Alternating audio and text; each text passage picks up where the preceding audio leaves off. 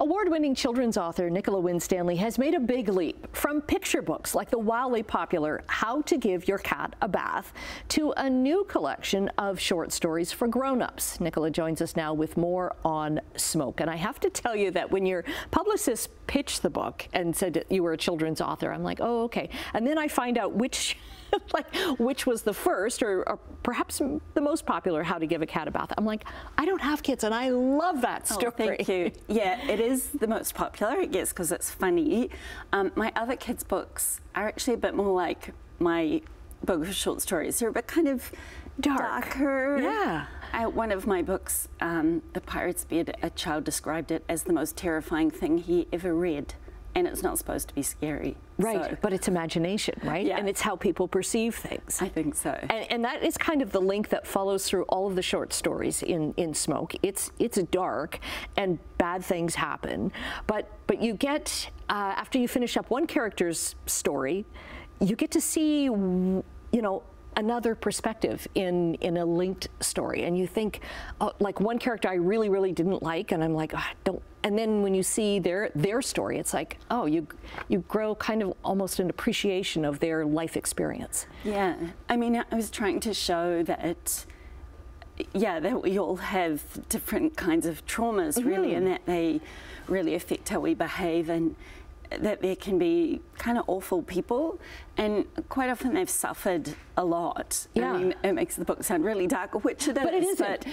But I was kind of just trying to explore that idea and the things people go through, how it affects them, and then how you can get to the other side of that. So those intergenerational traumas, how you can at some point kind of say, well, I need to let that go, and I need to try and do things better than my parents did. And some of the characters manage that, and some of the characters don't manage that at all. They just get sucked back into their horrible pasts. Yeah, and you're right, it is dark, but it's not totally dark. Like I just gobbled up this book because I get to read one story, and I didn't realize at the time that they were all interconnected. And then it's like, oh, I know this character. Yeah. And it's like, I have to find out what happens here. So, and obviously, with your accent, set it part in New Zealand, but also set part in Hamilton.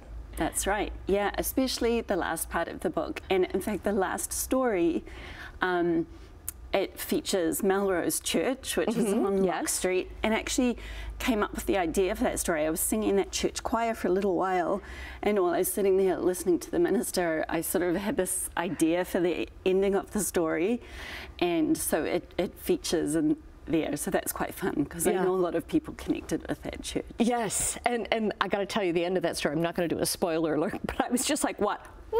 Yeah. And I had to go back and read the whole story again. Good. But I mean, that's what good writing does. Yeah, I hope so. I think my favorite short stories always end like that. You sort of finish the story and you go, what did I just read? And then you have to read it again, and then it all kind of falls back into place on the second reading. Right, right.